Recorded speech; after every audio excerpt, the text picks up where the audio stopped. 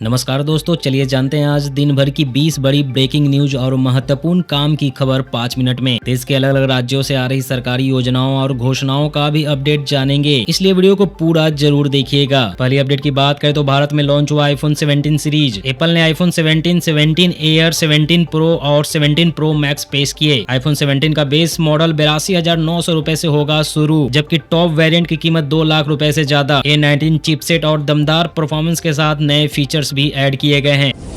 अगली अपडेट की बात करें तो रॉयल एनफील्ड बाइक्स होगी सस्ती। 22 सितंबर से 350 सीसी तक की बाइक्स पर जीएसटी घटकर 18% हुआ है। इस वजह से रॉयल एनफील्ड बुलेट 350 की कीमत करीब 17,000 रुपए तक घट सकती है। फिलहाल 1,76,000 से शुरू होने वाली बुलेट 350 अब 1,58,000 रुपए में मिलेगी। नेपाल संकट पर पहली बार बोले पीएम मोदी, कहा हिंसा दुखदायी है, कई युवाओं की जान गई। नेपाल की स्थिरता, शांति और समृद्धि हमारे लिए महत्वपूर्ण। नेपाल भाइयों बहनों से अपील की शांति व्यवस्था बनाए रखे। बैंकिंग को लेकर मोदी सरकार का बड़ा फैसला। जी हां दोस्तों, केंद्र सरकार 12 सरकारी बैंकों को मिलाकर 3-4 बड़े बैंक बनाने की तैयारी में है। 2020 में भी 10 बैंकों के विलय से बने थे 4 एंकर बैंक। अब वैश्विक प्रतिस्पर्धा में मजबूती के लिए उठाया जाएगा कदम।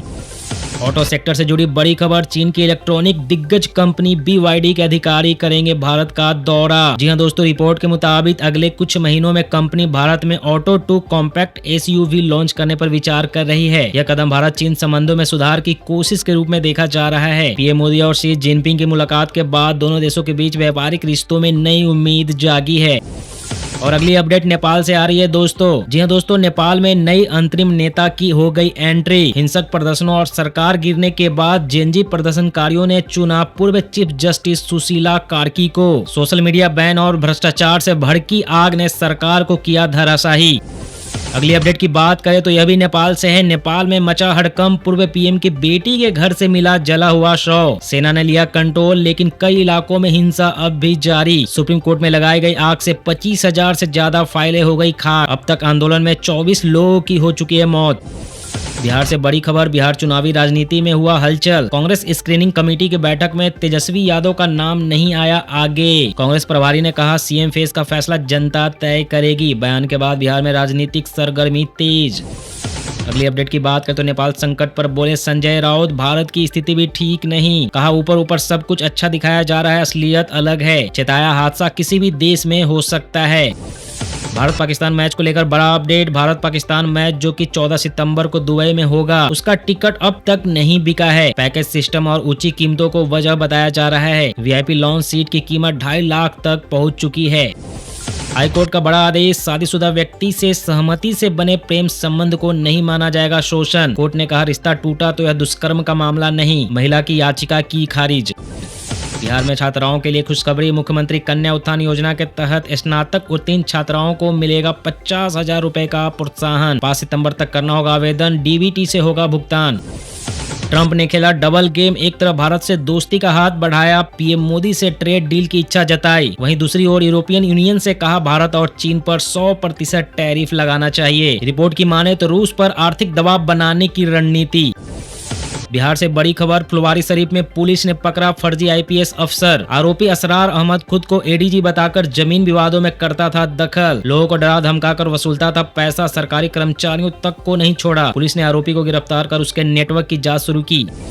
केंद्र सरकार का बिहार के लिए बड़ा तोहफा। केंद्र सरकार ने 3,169 करोड़ की लागत से भागलपुर, दुमका, रामपुरन हाट रेल लाइन दोहरीकरण को दी मंजूरी। 177 किलोमीटर लंबी इस रेल लाइन से बिहार, झारखंड और पश्चिम बंगाल के 5 जिलों को होगा फायदा। क्रिकेट फैंस के लिए खुशखबरी, 7 फरवरी से 8 मार्च 2026 तक भारत और श्रीलंका मिलकर करेंगे T20 विश्व कप की मेजबानी। टूर्नामेंट में 20 टीमें खेलेंगी। भारत में 5 और श्रीलंका में 2 वेन्यू पर होंगे मुकाबले। रिपोर्ट के मुताबिक भारत के कई बड़े शहरों में होगा क्रिकेट का महाकुंभ।